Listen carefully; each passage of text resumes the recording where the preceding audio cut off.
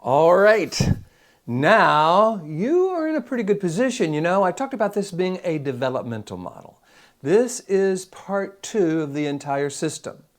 It's about living life from the top of the mind. The first one was about understanding how the mind works, how the limbic system determines whether we go to the brainstem, the neocortex, how to shift from that brainstem to the neocortex when we find ourselves feeling stressed, angry, frustrated, all the things that get in the way of our clarity, confidence, and creativity. How to use the B and the R, the breathe and the relax, as a way of regaining control, getting the neocortex to regain control from the brainstem, and then asking those neocortex questions. Am I doing this on purpose? Is it working for me? Is it making the statement I want to make about who I am? Would I teach this to someone I love? When we can begin to imagine being in life, and the good news is, remember, we are in total control of our imagination. Imagine being in life in a way that fits the 4 criteria. It's purposeful, it gets the results I want, defines me in a way I would teach to those I love. Then we're going to notice a change because we are now firmly in that upper 80% of the brain. The question is, how do you stay there? So part 1 of the second part of the system is deceptively simple. A lot of people go, yeah, and just move on from it. But I don't want you to do that. I'm going to encourage you to pay a lot of attention to this, because if we don't get this part right, the rest of it won't work. It has to do with priorities. What are we making important in our life? You know, you've created your 3 lists. You've got the triggers, got the reactions. We talked about how that created a cycle. And you've got your list of qualities and characteristics that match that 4 criteria. I want you to put at the very top of that list, above the line, I want you to write the words highest purpose.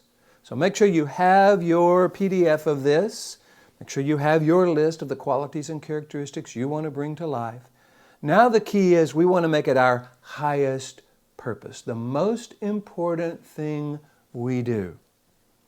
There's a quote that I use in my seminars and books that says, you never want to make the most important thing in your life something that is beyond your control.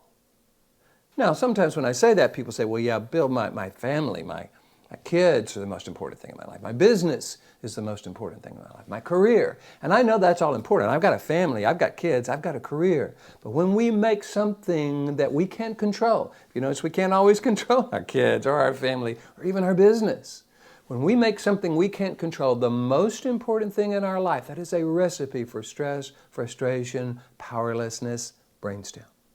Plus, when we bring these qualities and characteristics to our ability to deal with our kids or our relationship or our friends or our business or our family, we're just a better person. We are a better father and mother and husband and wife and employer and employee.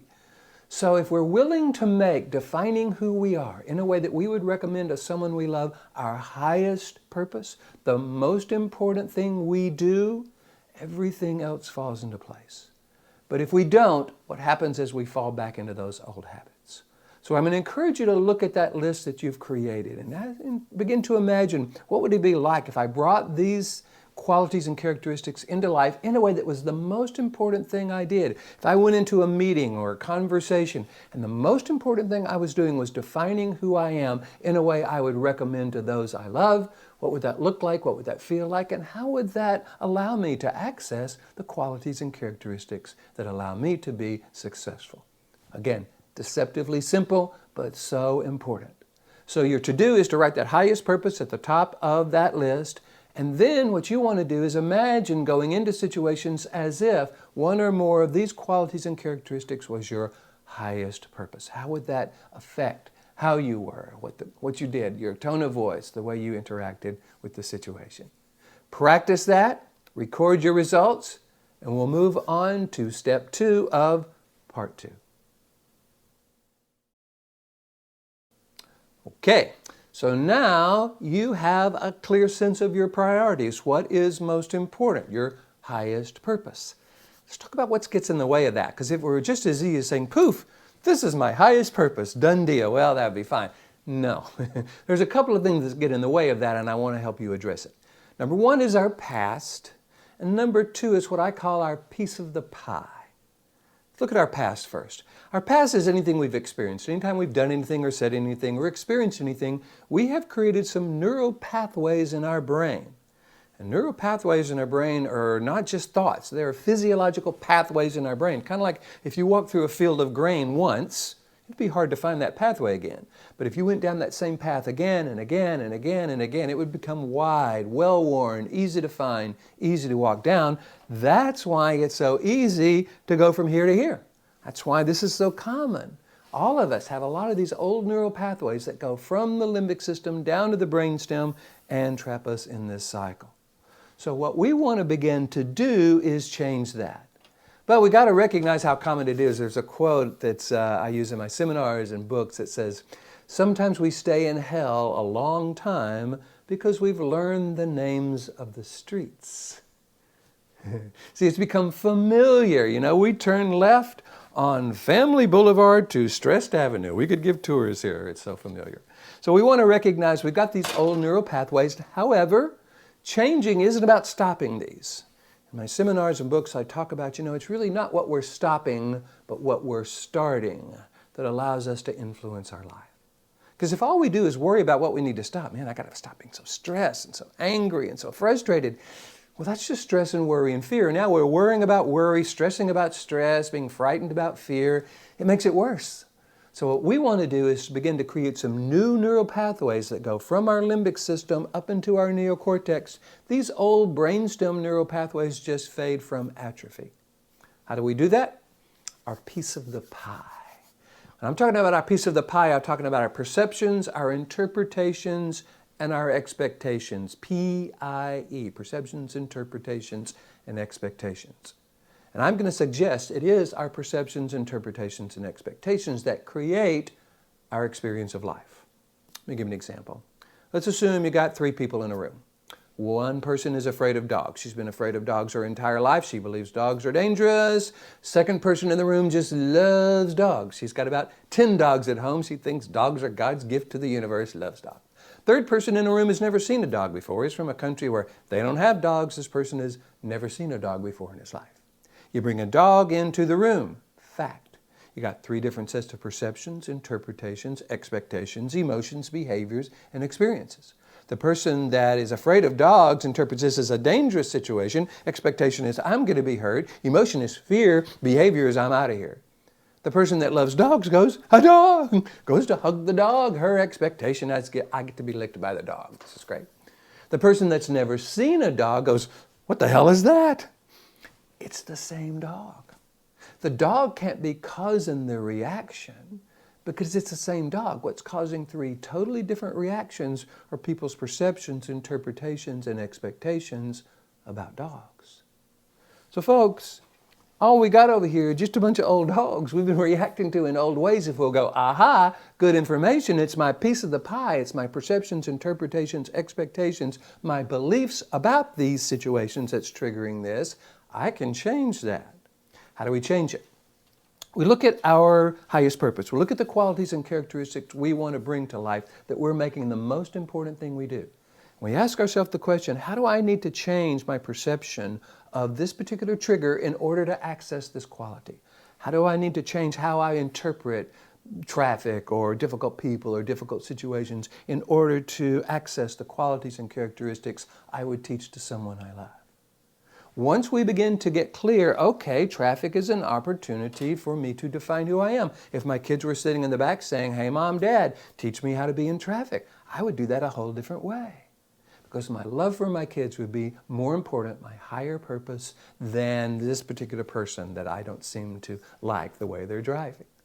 So here's what I want you to do. I want you to download the PDF that has some sentence completions, where it says things like, in the past, I had a tendency to see blank in this way, and that triggered my blank, blank, blank. It shows us how old perceptions, interpretations, expectations trigger old reactions.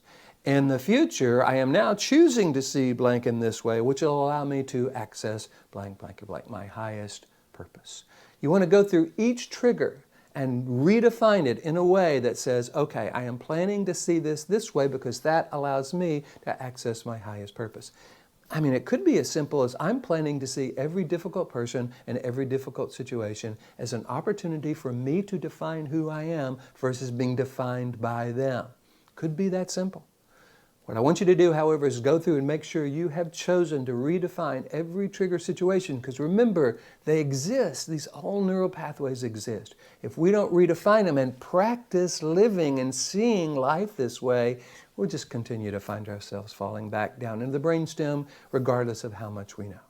So do that, record your results, and we will move on to part 3 of part 2. Okie doke. Talking about living life from the top of the mind. We got our highest purpose. We got awareness about our past and our piece of the pie, so we're choosing those in very purposeful ways. Let's talk about another really important component. It's the third step in my model. It must be the third video in part 2 here. I call it the wisdom of serenity. It comes from the serenity prayer. I'm sure you've heard it. Grant me the serenity to accept the things I cannot change, the courage to change the things I can, and the wisdom to know the difference. Very popular prayer. You can now get that prayer on a refrigerator magnet, which means it must be true. But I think sometimes we think of the prayer like this. Okay, got to accept what I can't change, and then I'll change what I can, and then I'll finally get some serenity. You see any problem there? See, it's not called the get it all done prayer or the make everybody be the way I want them to be prayer. It's called the serenity prayer, which means what is asked for first in the prayer? Serenity. Grant me the serenity to first accept the things I cannot change. How much of your stress, frustration, anxiety, worry would be gone if you could accept the things you cannot change? Maybe not all, but a significant amount, don't you think? What if the prayer isn't a plea for serenity? What if it is a formula for success? God grant me the serenity so that I might first accept the things I cannot change, so that then I'll have the courage to change the things I can. It will take courage to change our stress, frustration, anxiety reactions to our higher purpose.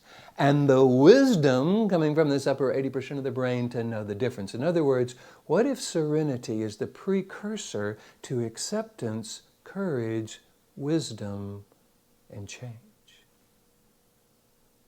If that's true, let me ask you a question. On average, about how many minutes per day would you say you spend creating serenity in your life? Most people say 0. You know, we wake up and we're already rushing around, and we rush and we rush and you rush until around 10:30, 11 at night when we saying, finally I get some serenity.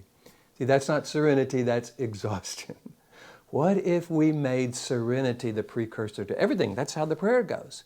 And wouldn't it be cool if we could create this moment of serenity? Stephen Covey calls it the pause button. It's been called many things in many ways, but it's a moment of purposefulness, a moment of pause, a moment of serenity that says, okay, I'm going into this in a purposeful way. There are some things about this situation I'm going to want to accept. And there's some things about this situation I'm going to want to change. Matter of fact, you can actually use the brain model to help with this. You can breathe and relax and ask these questions. What about this situation will it take serenity for me to accept? And what about this situation will it take courage for me to change? That allows you the wisdom to know the difference. Because certain things in certain situations, traffic for instance, we're just pretty much going to have to accept that. What if there's something, however, in our personality, in our way of being, in our way of reacting to life? It will take some courage to change that. We can change it, it just will take courage. So get that serenity and that acceptance component down, where serenity is the precursor to acceptance. Serenity and acceptance are the precursor to change, and it all is about wisdom. Plus, here's another way to make this very powerful. A lot of people hear good stuff, but they hear it once and then 2 or 3 weeks later they go, what? I don't remember that, because life gets in the way. The good news is you are now in a program that is designed to help you remember this stuff, reinforce this stuff. There's another way you can do that, however. What you want to do is wake up in the morning and ask yourself the question, what is my highest purpose this morning? Just this morning. So you can use the brain model for that moment of serenity, moment of clarity. Get really clear about the qualities and characteristics you want to bring into the morning. Go into the morning practicing that. Then around lunchtime, reboot. Reboot's important. You do the brain model, you breathe, relax, whatever you want to do. It's a moment where you stop and say, okay, what's my highest purpose this afternoon? I know some of the people I'm going to be dealing with, some of the situations I'm in.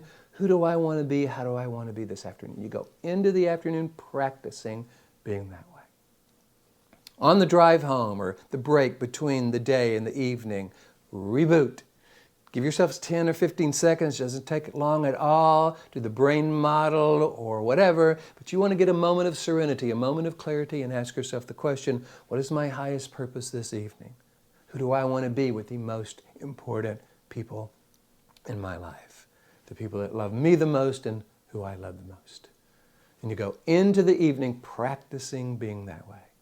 It's using that moment of clarity, serenity, to accept what you can't change, change what you can, notice the difference. So I want you to practice that. Number one, I want you to use those two questions with each of the triggers. What about this situation will it take serenity for me to accept? What about this situation will it take courage for me to change? Practice going into the morning, rebooting around lunchtime, going into the evening. Do that, we'll go to part 4 of part 2. Okay, I hope you're getting a sense of how this all fits together. You don't have to remember every little specific part of this, but notice how creating an awareness of our highest purpose, and then understanding how our past has influenced that, and choosing beliefs that support that, and then coming from a place of serenity and purposefulness and acceptance in order to access our courage and wisdom. Can you see how all of this is fitting together? So let's go to part 4 of part 2, video 4 of part 2. This is about harnessing the energy and accepting responsibility. So when I'm talking about harnessing the energy, what I'm talking about is choosing a very purposeful energy to drive your thoughts, decisions, and behavior, one that is congruent with your highest purpose. There's a quote that I came up with that says, "Stress is an indicator of our belief in the value and validity of our worries and fears."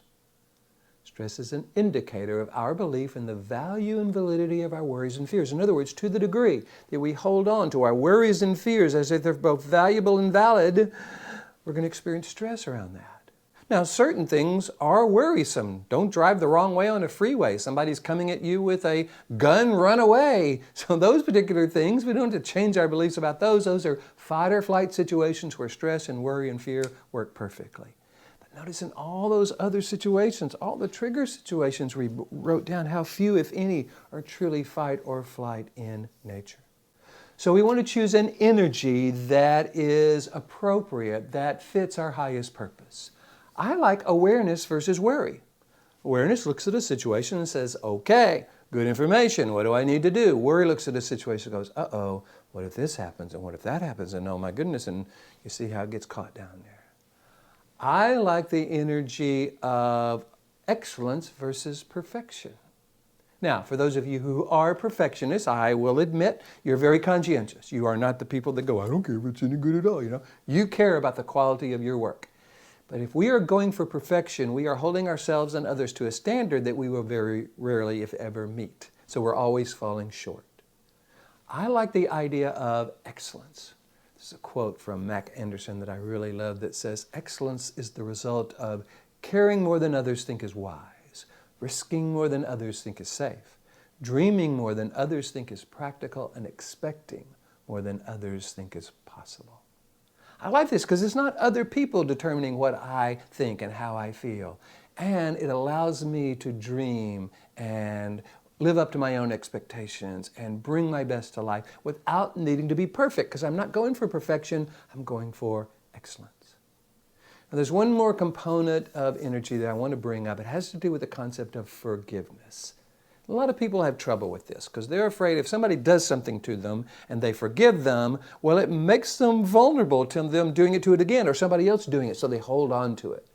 But if you remember the lemon, any image we hold in our mind produces a corresponding chemical effect in our body. So when we hold on to what's been done to us in the past, we actually release the chemicals that were released in the past, that adrenaline, noradrenaline, and cortisol. Another quote I have is like, holding on to resentment and anger is like grasping a hot coal while blaming our misery on the person who started the fire. They started it, yeah, but I'm the one that's holding that hot coal. So the quote I like about forgiveness is this: forgiveness is the realization that you are no longer harmed. Doesn't mean it didn't hurt in the first place. Doesn't mean it wasn't a big deal. It means I'm no longer willing to hold on to an image of myself being harmed in the past in order to stay safe in the present and future. Because it doesn't keep me safe. It keeps me worried. It keeps me troubled.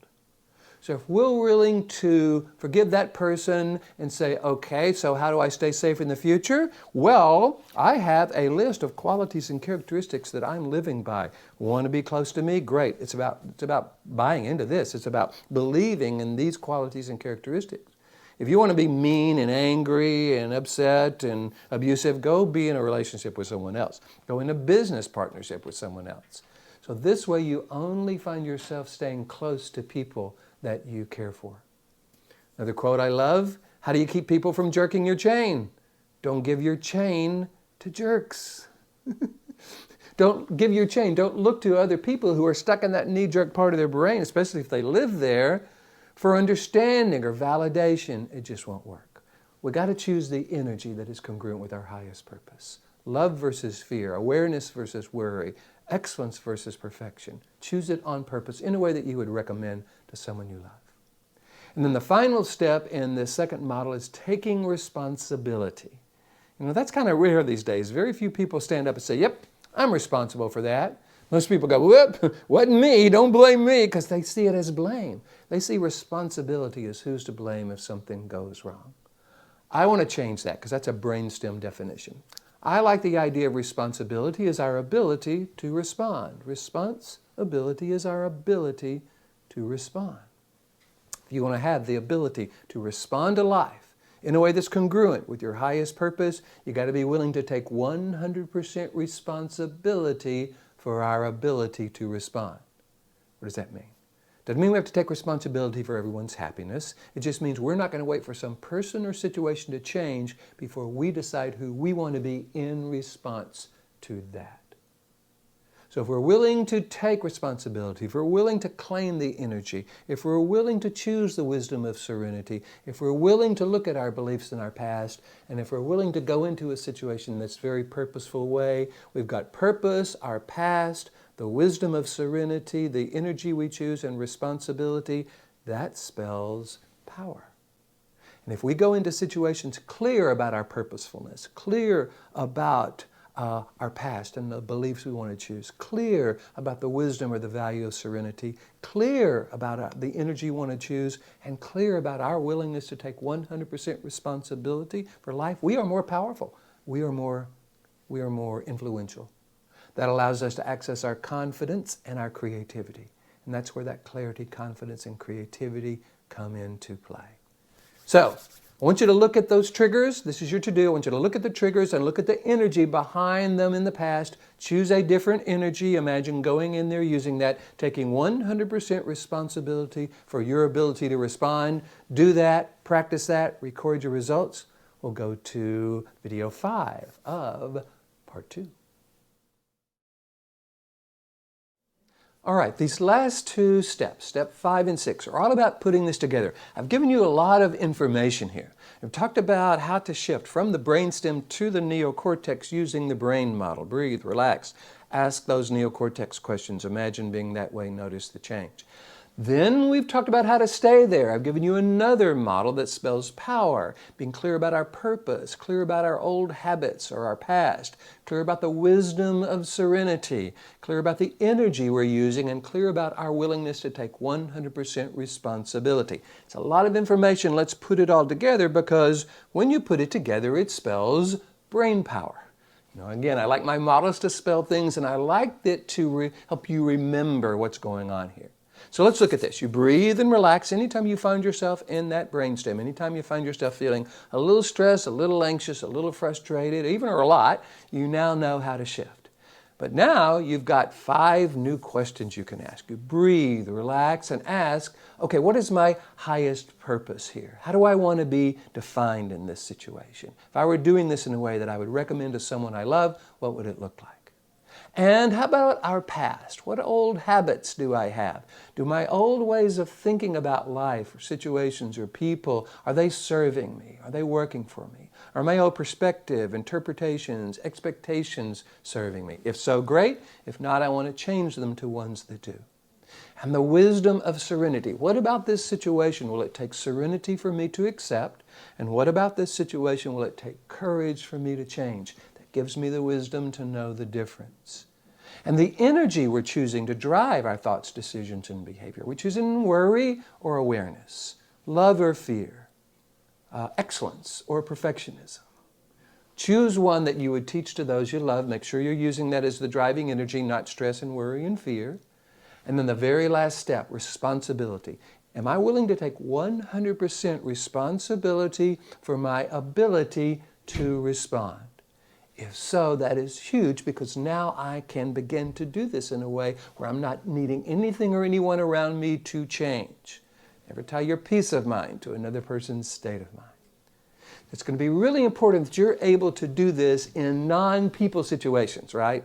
In traffic, dealing with a computer, dealing with some logistics, because it's harder to do when you got that person in your face. So I want you to get good at this. So your to-do is to go out and practice the brain power model together. Record your results. Get good at this. In the book, I say, hey, put the book down for a couple of weeks. Come back to this in a couple of weeks, because in order to get people to shift from their resistant brain to their receptive brain, you got to be able to stay clear, confident, creative, even when they're being difficult. So go out and practice that, and we'll go to step 6, which then wraps all of this up. Okay, so again, step 6 of part 2.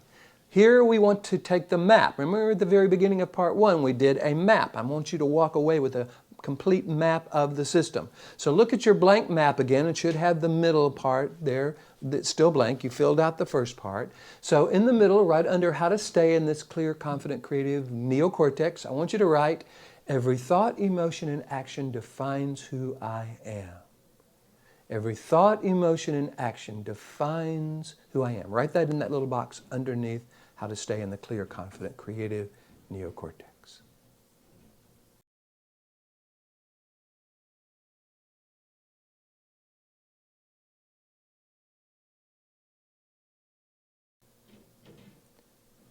Now, given that every thought, emotion, and action defines who we are, we want to know what that looks like. So if you'll notice under the highest purpose box, right down to your right or left, whichever one it is, it says highest purpose. Underneath that, write the qualities and characteristics you want to bring to life. You can take this from your real life page, or you can use any of the ones that I have found, clear, confident, creative, curious, flexible, authentic, any of that. You just want to have a list of qualities and characteristics you want to bring to life and have identified them as your highest purpose. Do that now.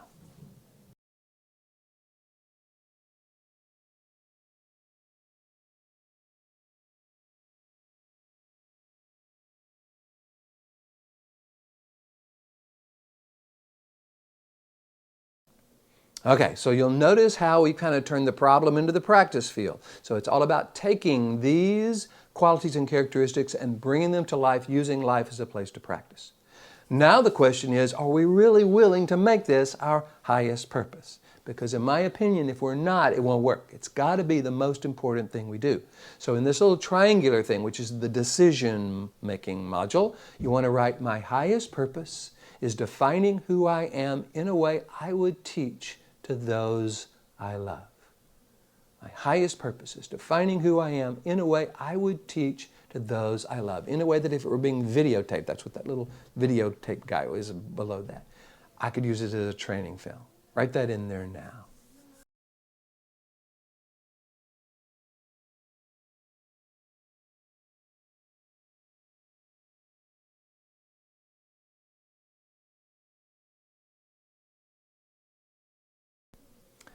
Now, if the answer is no, it's not that important, well, okay, well, you'll always have the brain model, all right? You'll always be able to shift, but you won't be able to stay because you haven't made it important enough. If the answer is yes, however, okay, now we've got a lot of tools. We've got the 4 criteria. I suggest you apply the 4 criteria to every decision in life. I want to make purposeful decisions in a way that are effective, in a way that define who I am. I'm a person that interacts, deals with this way, and in a way I would teach and or recommend to those I love. When we are coming from those criteria, it's really hard to make a bad decision. And even if we make one that doesn't get the results we want, okay, well, good information. I can take what I've learned and apply it to that. So you want to have the 4 criteria in that box. And underneath that, you want to have the word meaning. Remember, that's what the limbic system uses to determine whether it's instated down to the brainstem or up to the neocortex. Psychology calls it attribution theory, how we are attributing meaning. So we want to make sure we are attributing meaning to life on purpose in a way that fits the 4 criteria. So that's where you write meaning underneath the 4 criteria.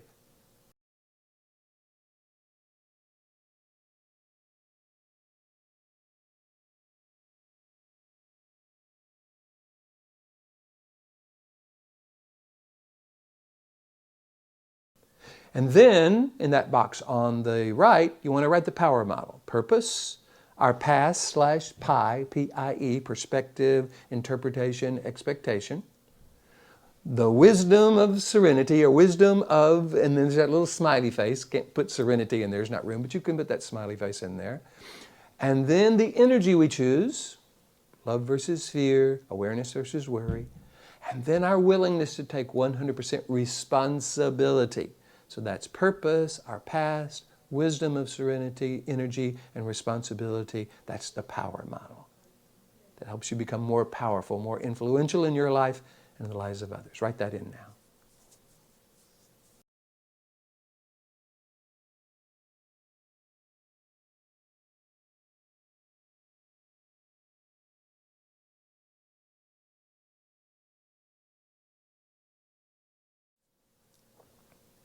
And of course, below that, you really don't have to write anything. It talks about waking up in the morning, going into the morning in this very purposeful way. What's my highest purpose? Rebooting around lunchtime, going into the afternoon in this very purposeful way. Rebooting on the drive home around dinner time, going into the evening this way. Breaks the day down into thirds. You're only focusing for 3 or 4 hours at a time. It allows you to stay focused, and it allows you to use the reboot as a way of bringing this to life. So now you got the brain power model and you got the map. This should help you in really getting good at this. I want to emphasize how important it is for you to be able to do this in non-people situations first. Because we just got some old neural pathways around people that have us going to that lower brain so easily. So get good at this, record your results, and then we will go to part 3, dealing with people from the top of the mind.